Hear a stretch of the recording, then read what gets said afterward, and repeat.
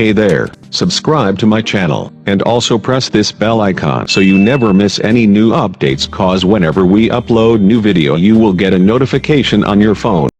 Part 1. You will hear a woman talking on the telephone to a man about a car he is selling. First, you have some time to look at questions 1 to 4.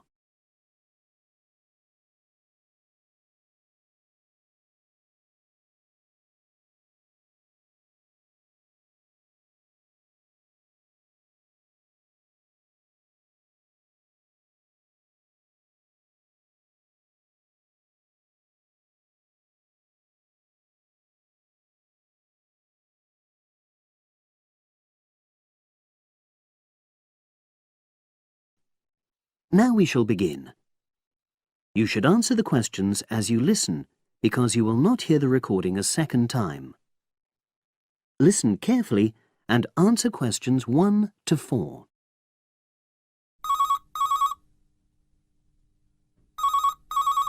Hello, Brian Park speaking.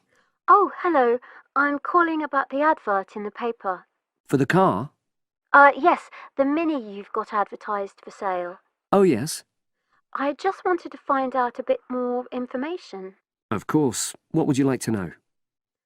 It's my brother who's interested, actually, but he's not in today, so he asked me to call you. Fine. Great, thanks. So, it's a Mini, Yep. and how old is it? Just coming up to 13 years old.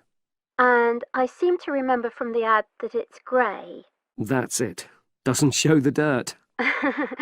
Absolutely. Anyway, the colour shouldn't be a problem for Jeff. You know, the important thing is the quality. Yes, of course. And what about mileage? With it being pretty old, it's probably over 100,000? Actually, it's 40,000 less than that. 62,000 on the clock. Great! I remember now. I'm confusing it with another ad I was looking at. Right. Pleasant surprise then. Yeah. Have you been the only owner, or was there a previous one? I'm the second one. Before, it was owned by a teacher who was a very careful driver. Didn't have any accidents. Very good. And what about you? What do you tend to use it for? I haven't used it all that much, mostly for shopping. You know the sort of thing. So not much wear and tear. I'll make a note of that. I know Jeff wanted me to check that. Right. Before you hear the rest of the conversation, you have some time to look at questions 5 to 10.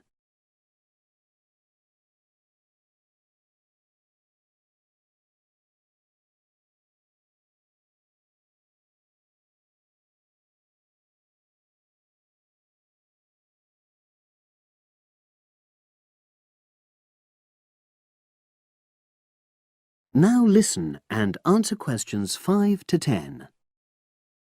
Now, about the price, I see you've got it down as £1,250. I'm not sure Jeff will be able to come up with that amount. In the ad, I did say 1,250 or nearest offer. So would you be prepared to go down to 1,000? That's really too low, I'm afraid. 1,100? I might be able to go to that. OK, I'll make a note of that. What about tax? Is it due soon? Got another 5 months before it's due. Oh, that's a real plus, yes. I'll make a note of that. OK. Now, you say it's in good condition. For its age, I'd say yes, definitely. It's just been serviced and there were no major problems. Major. I'd be able to show you the service report. The only thing is, you'd have to get a new tyre in the near future. Though it's still okay, you know. It's certainly absolutely safe at the moment. OK, fair enough. Yes, I understand. And the garage also mentioned that one headlight could probably do with replacing. They think there's a fault there, you know, intermittent. Well, we'd obviously look at all the documents, but that sounds very straightforward. Of course. I've got all the service documents up to date, and you can look at those. Well, it all sounds pretty good, and I know my brother will be interested, so would it be possible for him to see the car? He's back from his trip tomorrow, and away tonight. So, how about tomorrow? Tomorrow? Wednesday? I'm afraid that's not possible. I'm out pretty much all day. Well, Thursday then? That'd be fine, yeah. In the morning? Yes, that'd suit me perfectly. Great. Now, you'll need my address. Oh, yes, of course. What is it? It's number 238, 238? London Road. Oh, that's easy enough. Yes, very straightforward. So I'll pass on these notes to Jeff, and he'll see you in a couple. That is the end of part 1. You now have half a minute to check your answers.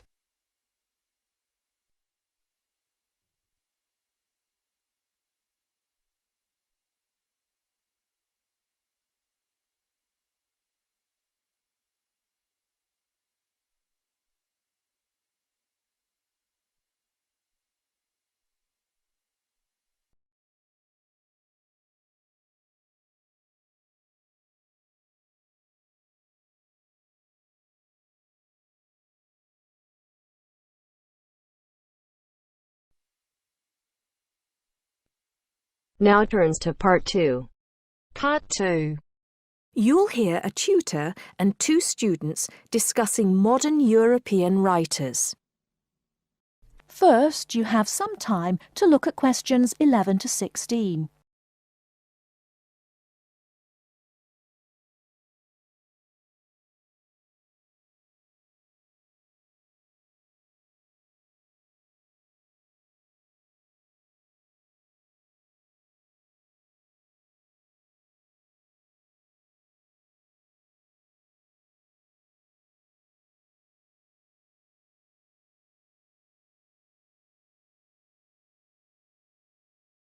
Now, listen carefully and answer questions 11 to 16. Okay, so to continue our look at modern European writers who have focused on the future in their work, today we're talking about H.G. Wells. Last week, I asked you both to do some background research on Wells, which we're going to discuss now. Gitanjali, tell us about H.G. Wells. Right. So, H.G. Wells was a hugely successful British science fiction writer, writing at the end of the 19th and the start of the 20th century, and much of his work focused on predicting the future. Jason, do you think Wells was just using the future as a narrative device in his fiction? No. He really believed we can predict the future. In fact, he gave a speech at the Royal Institution in London in 1902 called The Discovery of the Future. And the point he was making was that by looking at what you know about the present and about science, it's quite possible to predict the future. Indeed. Gitanjali, do you think Wells was always optimistic in his predictions? Not at all. In fact, he varied in his predictions from being extremely pessimistic about the future to being optimistic.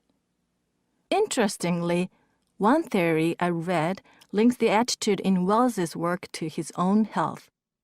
When he was writing The Time Machine, which was published in 1895, he'd just been diagnosed with an incurable fatal disease.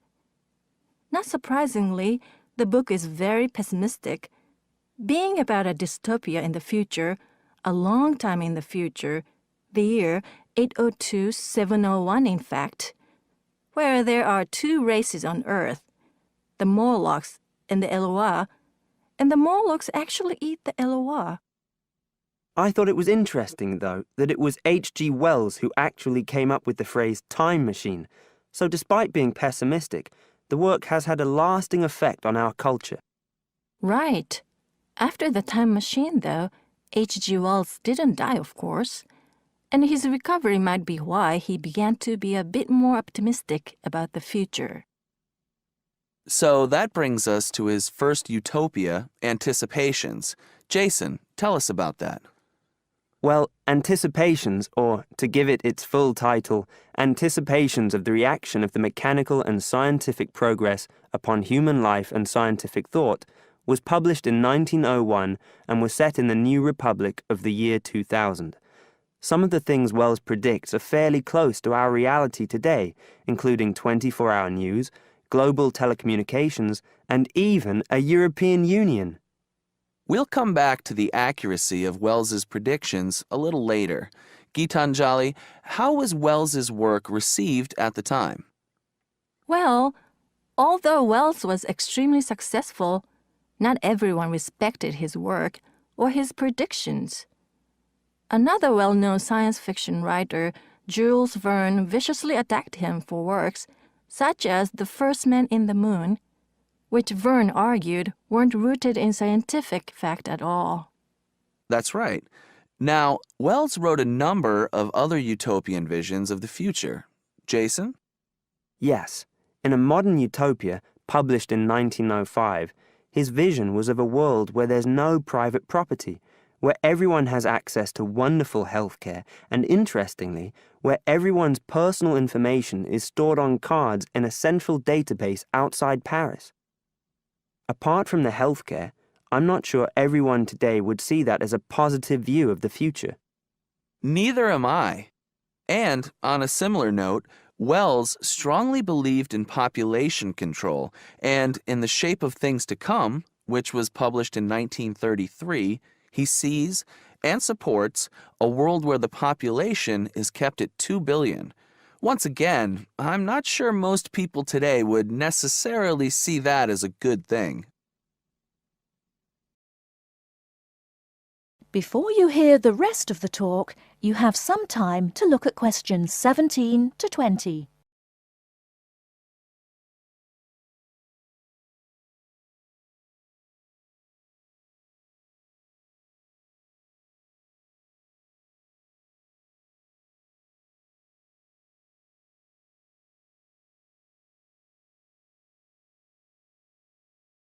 Now listen and answer questions 17 to 20.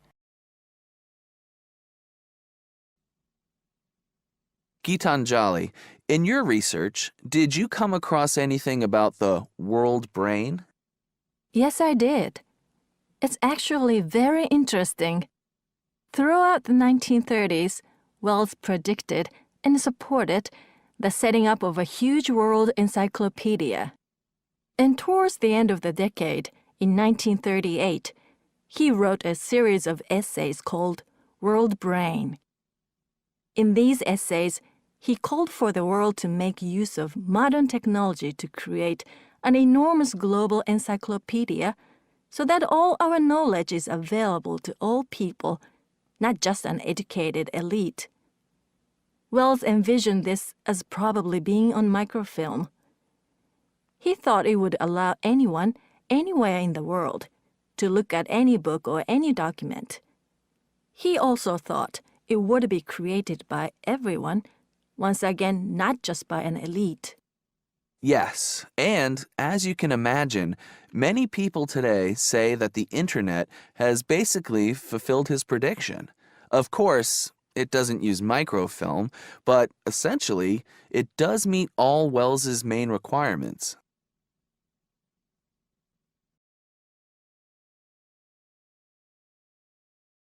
That is the end of part 2.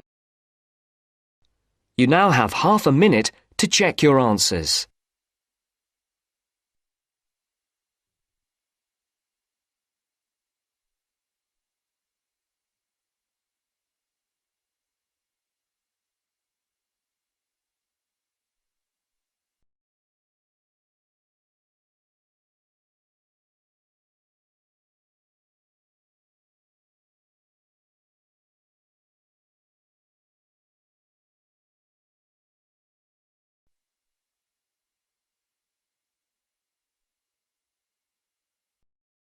Now turns to part 3.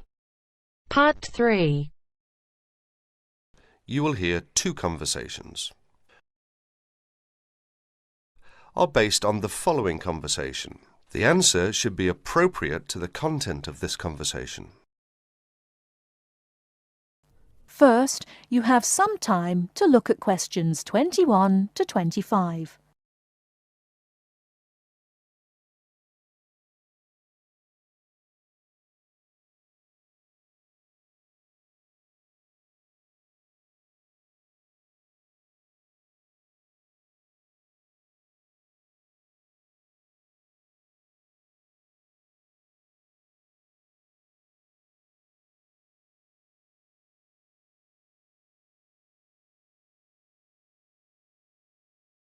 Now listen carefully and answer questions 21 to 25. Oh, hi Dave. Long time no see. Hi, Maria. I just settled down. I thought I'd drop by. Come on in, take a seat. Would you like anything to drink? I have Sprite and orange juice. Sprite would be fine. Oh, so how have you been? Oh, not bad. And you? Oh, I'm doing okay, but school has been really busy these days, and I haven't had time to relax. By the way, what's your major? Hotel management. Well, what do you want to do once you graduate? I haven't decided for sure, but I think I'd like to work for a hotel or travel agency in this area. How about you? Well, when I first started college, I wanted to major in French, but I realised I might have a hard time finding a job using the language, so I changed my major to computer science. With the right skills, landing a job in the computer industry shouldn't be too difficult. So, do you have a part-time job to support yourself through school? Well, fortunately for me, I received a 4-year academic scholarship that pays for all of my tuition and books. Wow, that's great. Yeah, how about you? Are you working your way through school? Yeah, I work 3 times a week at a restaurant near campus. Oh, what do you do there? I'm a cook. How do you like your job? It's okay. The other workers are friendly and the pay isn't bad. Before you hear the rest of the talk, you have some time to look at questions 26 to 30.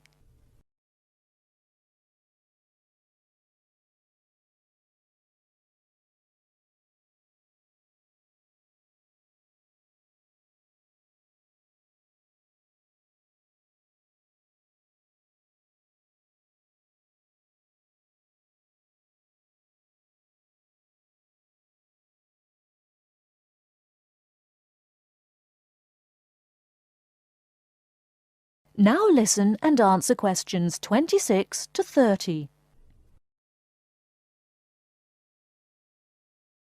Several days later, Dave and Maria met on campus. So what do you want to do tomorrow? Well, let's look at this city guide here. Here's something interesting. Why don't we first visit the art museum in the morning? Okay, I like that idea. And where do you want to have lunch?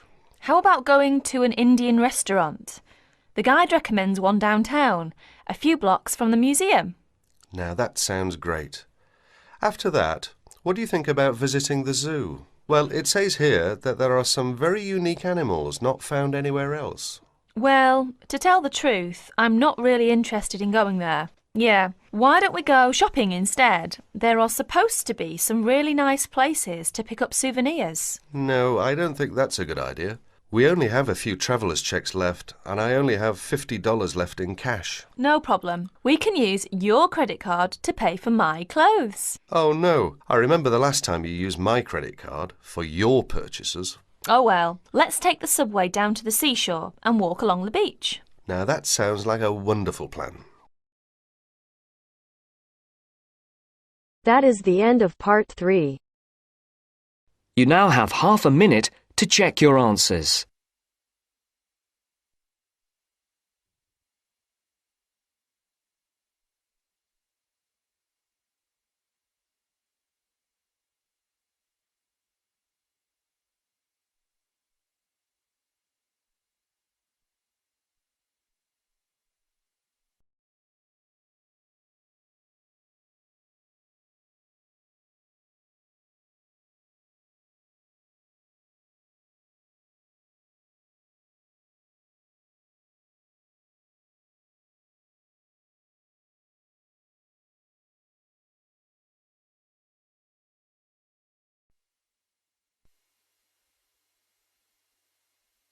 Now turns to part 4.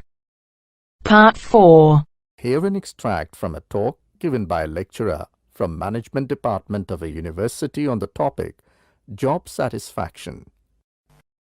First, you have some time to look at questions 31 to 40.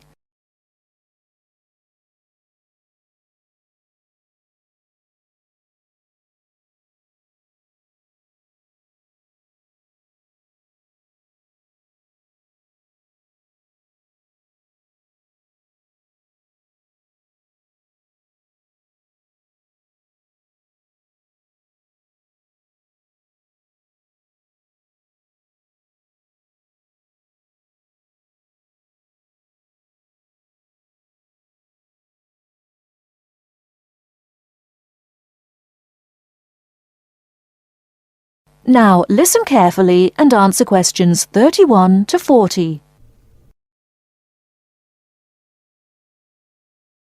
Job satisfaction is how happy an individual is with his or her job. Scholars and human resource professionals generally make a distinction between affective job satisfaction and cognitive job satisfaction. Affective job satisfaction is the overall extent of pleasurable emotional feelings individuals have about their jobs, and is different from cognitive job satisfaction, which is the extent of individual satisfaction with particular facets of their jobs such as pay, pension, arrangements, working hours, and numerous other aspects of their jobs. At its most general level of conceptualization, job satisfaction is simply how content an individual is with his or her job. Affective job satisfaction is usually defined as a one-dimensional, subjective construct representing an overall emotional feeling individuals have about their job as a whole. Hence, affective job satisfaction for individuals reflects the degree of pleasure or happiness their job in general induces. Cognitive job satisfaction is usually defined as being a more objective and logical evaluation of various facets of a job.